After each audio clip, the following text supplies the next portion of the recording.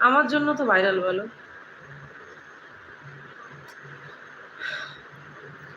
আমি মেন্টালি, আমার হাজব্যান্ডও শাশুড়ি নিয়ে গেছিল, তাই ডাক্তারবাবু আমাকে বলেছিল আমি যদি পাগল হই তাহলে কি করে সংসার করছি।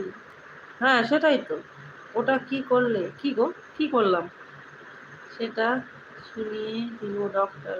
একদম না গো, কি বলো তো, ওটা তোমাকে সবাই ভালোবেসে বলে, তুমি রাগ করো না। আমিও তো কথায় কথায় বলি দূর পাগল, এটা তো একটা ঠোঁটে মশা বসেছিল তাই মারলো। কখন গো? ঠোঁটে মশা? না তো। উহু, উহু। হয়তো আমি একটু কম বুঝি।